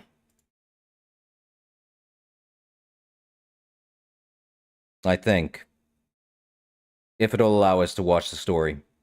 Otherwise, it may not even work. If you believe the stories, mankind's pride gave rise to the Darkspawn. Countless in number and toxic to all life, Darkspawns search endlessly for an archdemon. When they find one, Darkspawn armies surge up from their corrupt barrows beneath the ground, and a blight begins. Grey Wardens are the only warriors capable of destroying an archdemon, and history always honors the one who sacrifices all to kill the beast. In the fifth blight, the Warden was the hero of Ferelden, a casteless dwarf from Orzammar. There we go. Branded by the unbending rules of Orzammar society, the hero was forced into a life of crime. Duncan, a Grey Warden, found and recruited the resourceful dwarf into the Wardens. The allied Ferelden and Grey Warden forces met in Ostagar, where King Kaelin's armies and a host of Wardens gathered, ready to destroy the Darkspawn. But valor turned to despair as Loghain betrayed his king. Kaelin's forces were slaughtered, the South was lost. The hero, now a full-fledged Grey Warden, survived with the aid of Flemeth, the mysterious Witch of the Wilds. Joined by Flemeth's daughter, Morrigan, and a Grey Warden named Alistair, the heroes set out to build an army strong enough to abolish the Blight. With the traitorous Loghain now seated on Ferelden's throne, the Warden sought help from the influential Arl Eamon of Redcliffe. However, they arrived in Redcliffe to find the town under siege. As each night, undead rose in waves and assailed the battered village. With the heroes' help, the people of Redcliffe stood fast against the undead horde. The Wardens reached Arl Eamon's castle only to find the Arl lying at the edge of death, and his court fallen into madness. To save his father's life, Eamon's young son, Connor, had made a deal with a demon, and quickly fallen victim to its possession. The hero intervened, freeing Connor from possession, and breaking the demon's hold over Redcliffe. But deals with demons are never straightforward. The demon agreed only to save Eamon's life, not restore him to health. Arl Eamon needed a miracle to recover. The hero located an urn containing the sacred ashes of Andraste, which were said to cure any ailment. The urn was protected by ancient traps, tests of will, and a dragon-worshipping cult that wanted to twist the urn's power to its own ends. The urn remained pure, but mysteriously disappeared after the Wardens departed. Only the temple dedicated to it still stands. With a pinch of the ashes, the hero restored the Arl to health. Informed of Loghain's treachery, Eamon swore his political and military support. The circles of Magi are bound by oath to aid the Grey Wardens in times of blight. However, Lake Calenhad's tower could offer little help. One of its mages, Uldred, had become possessed by a pride demon and was twisting other circle mages into abominations. The hero fought to the top of the tower and defeated Uldred, saving the remaining mages. Grateful for their lives, the mages joined the Warden's army. The allies gained at the circle were not the only soldiers to join the Warden's forces, however. Dalish elves don't usually make alliances, but even deep hatred can be set aside in the face of oblivion. An ancient curse was destroying Ferelden's largest Dalish clans, turning the elves into werewolves. Zathrian, the clan's keeper, claimed that the cure required the heart of the great wolf, Witherfang.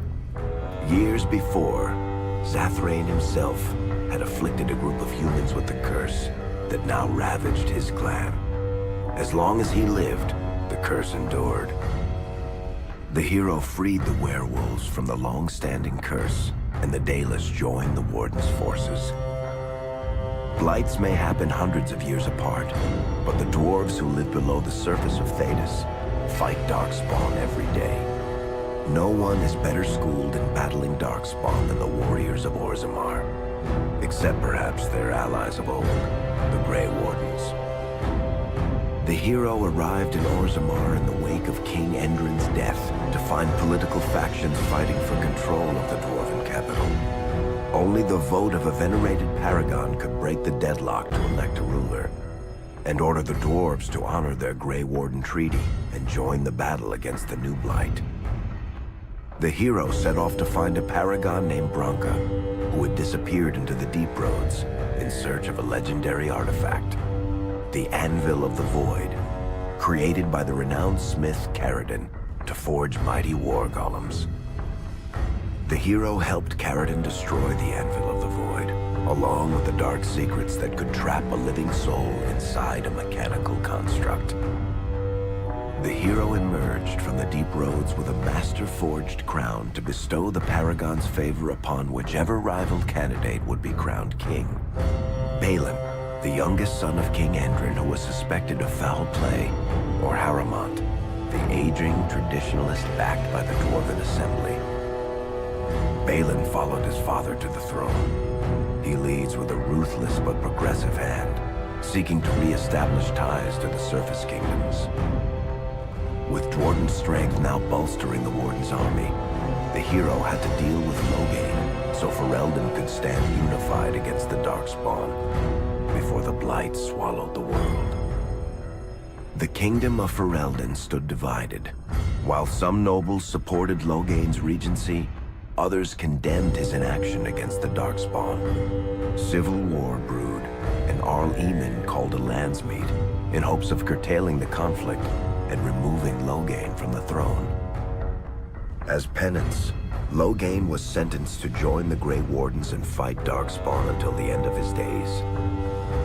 As the Warden's united army massed in Redcliffe, the Darkspawn overran Denerim, laying siege to Ferelden's capital city.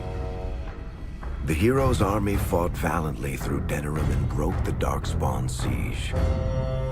On Fort Dracon's highest tower, the hero's strongest allies fought alongside the Warden in a final heroic battle against the massive Archdemon.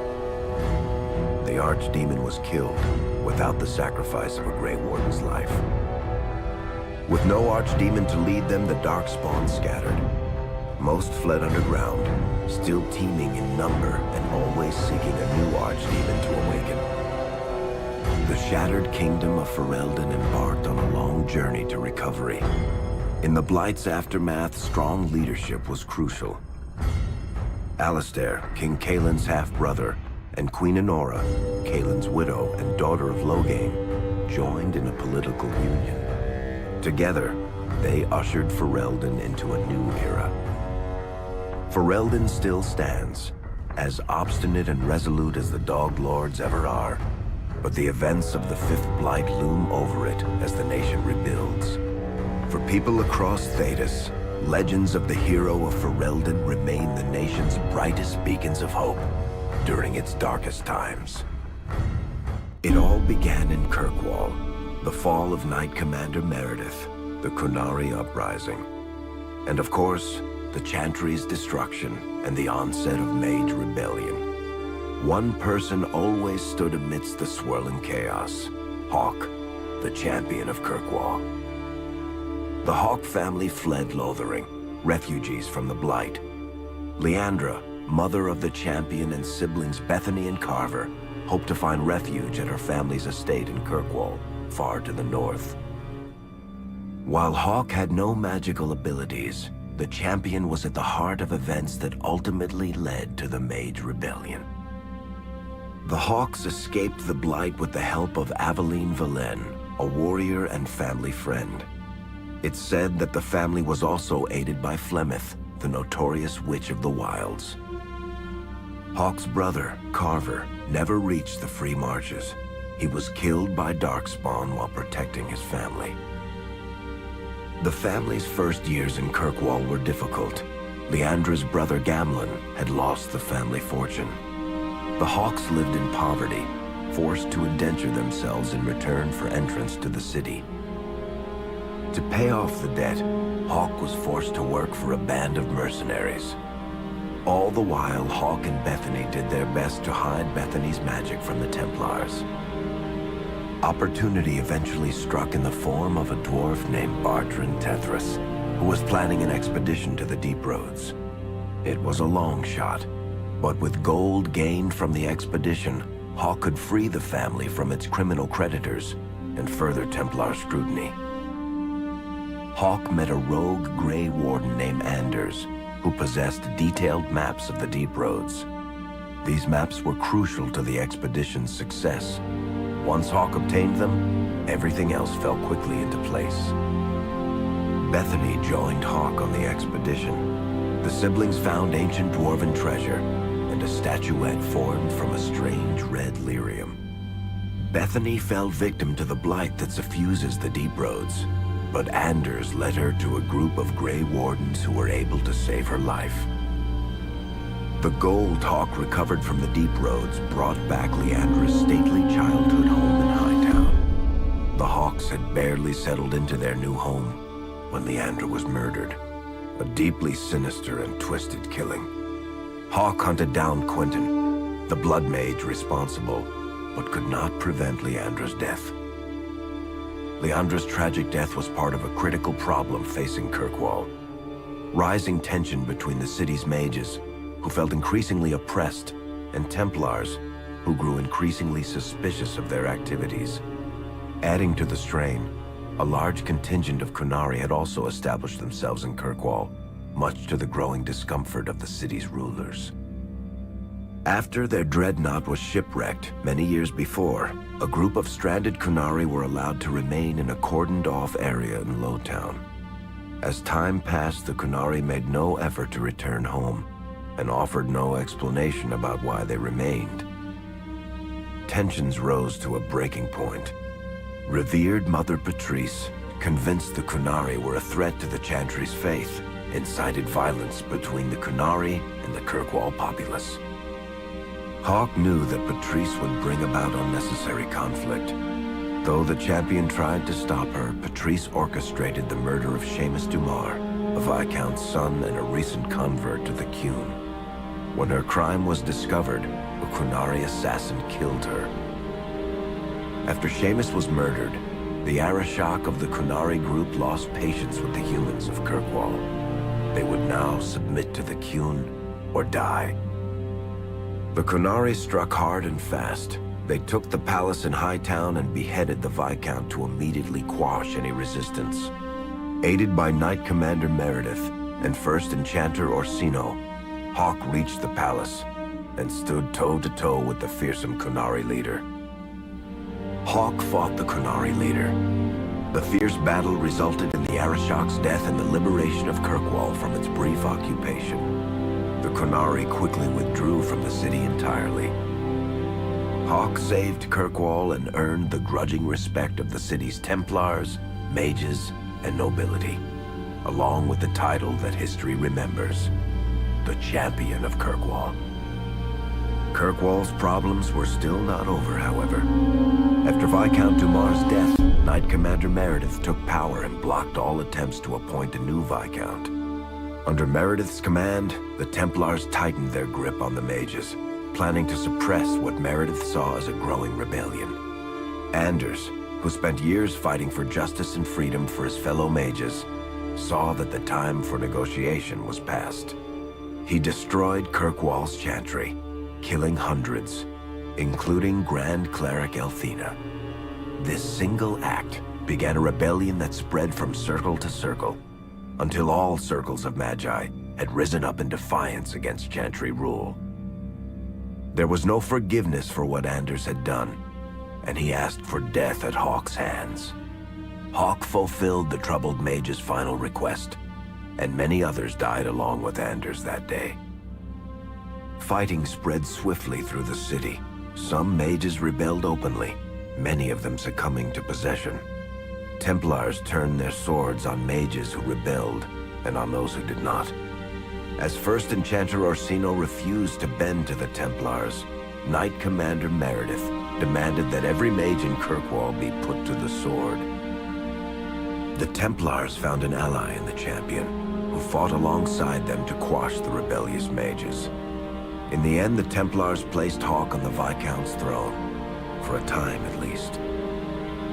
The battle proved one thing. Knight Commander Meredith had gone mad. Hawk saw the truth of it when Meredith unsheathed her sword, and the red lyrium idol from the deep roads was embedded within it.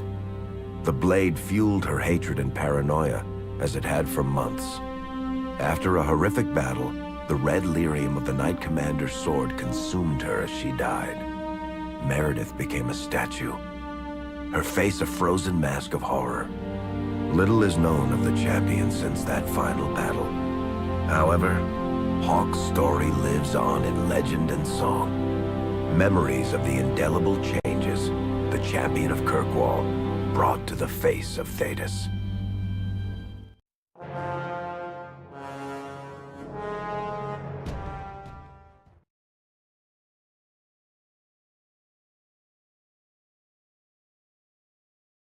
Alright, I do believe that is the best way to stop there before we get straight into Inquisition's entire thing, as far as I'm aware. Because that would have not been fun. But yeah, that is... There's Dragon Age cheap challenges. Have to share, unlock 25% of that. What's that one? Or you can't really get these ones, sadly. you can't get the origin stuff achievements, even though we already have them. For whatever reason, the Steam version, or even the Dragon Age Origin... Let me get some music on for a sec.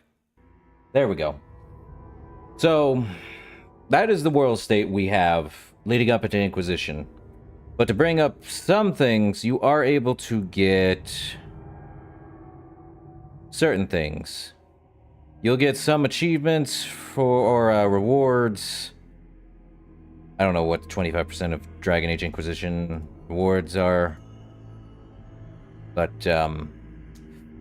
point is, you're unable to get any of the Origin rewards for Dragon Age Keep because the service for Dragon Age Origins, the online service it had to go to Dragon Age Keep, was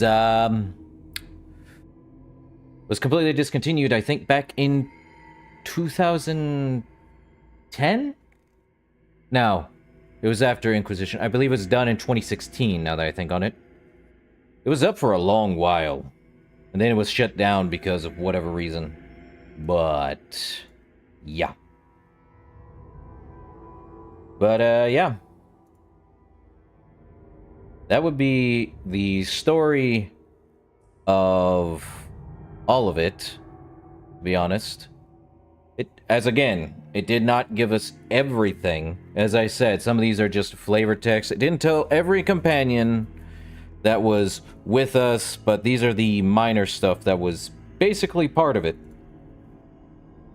I think the ones they chose was basically the major stuff like the Aura Redcliffe, the Broken Circle, Paragon Arcane, all that stuff. Basically everything here, other than the Denerim stuff and the prologue stuff. The Landsmeet was necessary. But, yeah. They never also brought in any of this, even though I know for a fact, if you have it here, you should have had it in the thing, but they didn't. But other than that, they also never specified anything from Legacy, but they did through some things through Act 1, 2. They did a lot through Act 2 and 3, but not much through Act 1. Well, no, they did some stuff for Act 1. One is they didn't do everything throughout it all. That was just giving you an overview. If you had played through the games beforehand, you definitely would already know what half of your stuff is. And yes, you can play it, I think, anytime. Because yeah, here's where you can play it, you can share it, you can randomize everything, and unlocked. But this is to Veilguard, so we have this, and we can export it to Dragon Age Inquisition, which I will do now. So, it's been exported, February 13th, 2026, and basically that's what's going to happen. So, other than that, Dragon Age Inquisition will be tomorrow evening, 7 p.m. CST. And we'll be playing a mage, which will not be a dwarf, sadly. I wish dwarves had magic in this game. Too bad they are resistant to such magic. So, no win for them any point in time yet. Though, yeah, no, they're very resistant to magic, unless it has to be very strong magic, I would imagine. Has to seep in the veins, most likely. Then again, they mess with lyrium all the time, so meh. But in any case, how do we feel about Dragon Age as a whole at this point? I've given my opinions, my complaints for what's coming when we get there, so on and so forth. But I'd like to hear what everyone else's opinions are. If you think it's a bad game, that's your opinion. I have no control over what you say. Should I disagree with you? I can. But me? You can't really disagree with games that are already out at this point. You can disagree with where it was heading, because it could have been better. But disagree with the whole game? Now I know you're trolling at that point. uh...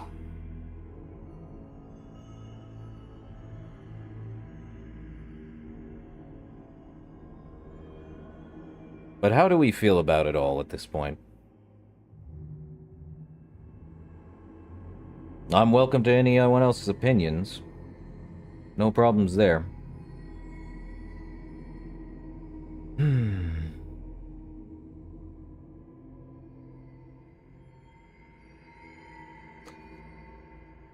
Probably because of Hansi? Or is it because of Morrigan? It's definitely Morrigan. It has to be Morrigan. That's my only guess.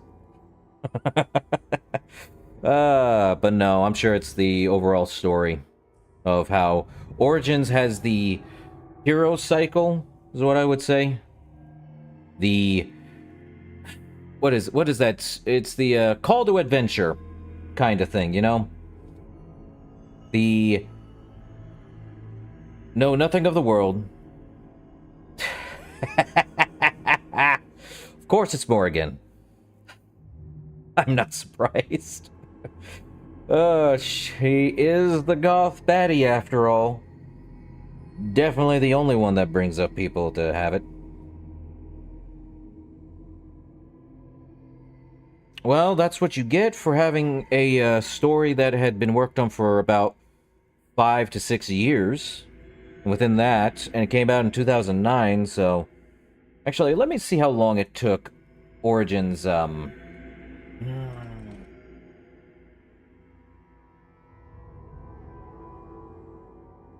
long was that development time? Never mind, I'm wrong on the 5 to 6 years. It took about, 6 to 7 years. Around 2002, after the completion of Neverwinter Nights. Go figure. They had apparently an extended timeline. Let me bring that back up. Come back here. Development time. What did you mean? Let's see. It was announced in 2004 and was initially conceived much earlier and during a radio silence period. Poor mechanics and technical foundation, engine scope changes. And it made its own custom engine, the Eclipse engine. Apparently the team was 180 developers, aiming to create a spiritual successor to Baldur's Gate. The only thing they faced as a hurdle was unique origin storylines and building a new complex world from scratch. Well, ain't that funny? There's a few notes from Reddit users, but I won't go into that. The point is... Long one. That's why that one is. As for why Dragon Age 2... Let's bring up the development time. I was right. At least about 14 to 16 months. I said about 15 months, so roughly around that time. Around the production during the Awakening expansion. So, roughly around that time. And yeah, it was forced into a 16-month turnaround. And bulk of the production was done in 8 to 12 months.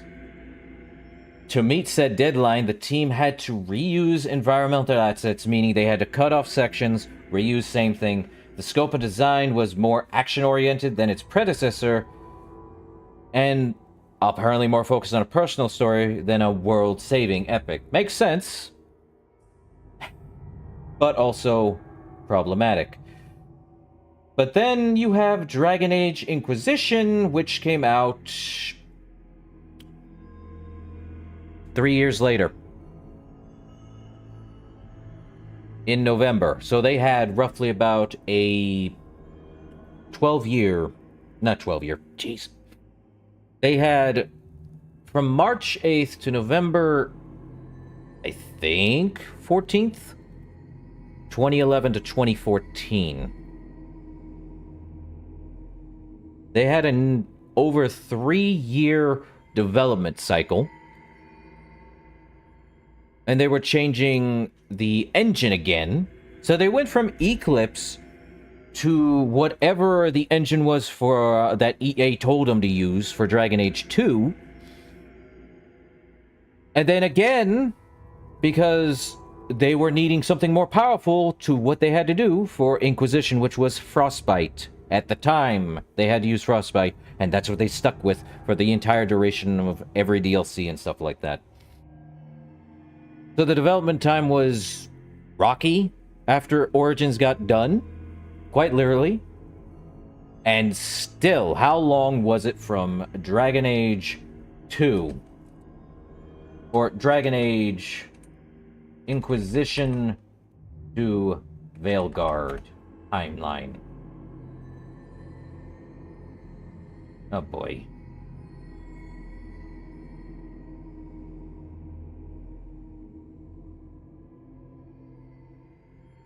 Well, let's see. Yeah, I was not wrong. 9 to 10 years to develop. With the work beginning around 2015, following Inquisition.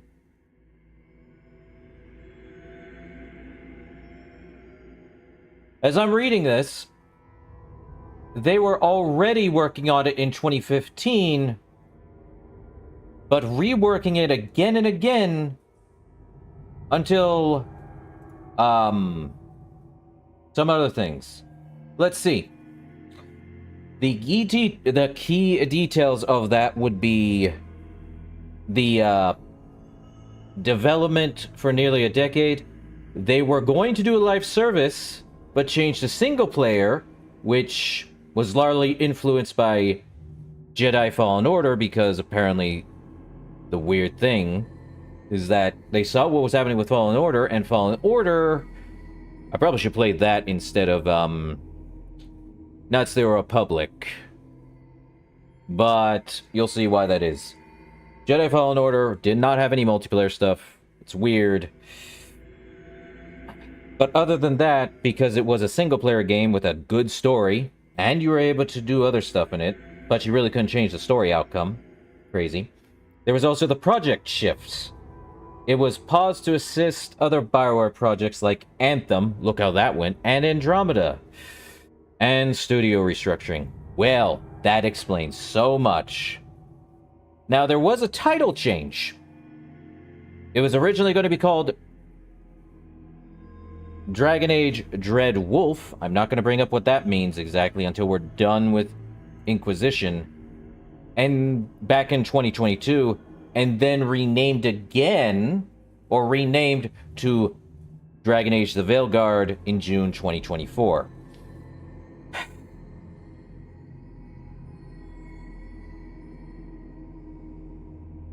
It was then released in October of 2024 for Veilguard. So you're looking at a really long thing because they were working on Anthem and Andromeda. So it took that long because they were taking from other assets. And you wonder why Origins is probably the better option even with all the issues that come into it. I will not disregard that Dragon Age 2 could have been better. I've said that before. It could have been better. But it fell flat, and it did feel more action-y in the way the characters moved and stuff happened, the speed at which the characters fought. It was quick action, trust me. But because of that, it did not get as much love and time as it should have been in a 15 to 16 or 17 month period, excuse me, during Awakening's development. This is so bad. I'm now seeing why that is. But a near 3-year gap for Inquisition? Not great. And that's a problem in and of itself, but that's just me. Man. I enjoy this series for what it is, for what it could be. Inquisition, when we get into it, which will be tomorrow, this was just to talk about what the parts of it was, if people want to actually sit through all of it, including my tangent after getting through everything, and then watching what we were leading up to Inquisition with Varric, or the voice actor for Varric, talking about the backstory of Origins and Dragon Age 2.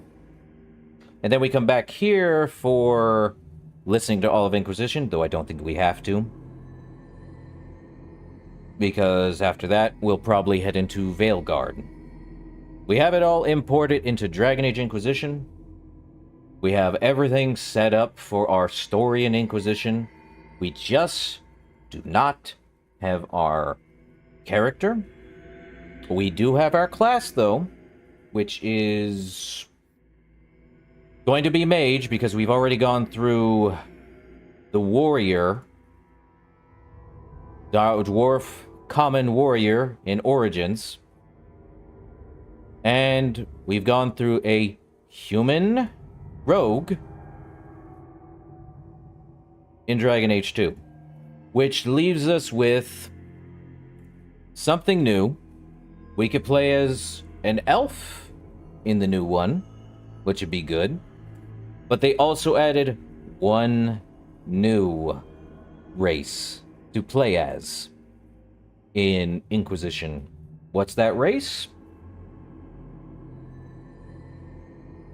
I'm going to leave that for when we get into it tomorrow. In any case, I do hope everyone has a good night, a good day tomorrow. I thank everyone for joining me tonight, hearing me about my tangent of what could be with video game companies if they were listening to their gamers or their buyers instead of listening to their stockbrokers and whatever else they're getting paid to listen about. Their publishing team, whatever. But that is going to do it for Dragon Age Keep. Right? But that is going to do it for Dragon Age Keep. And I'll see you guys in the next one. Until then, later.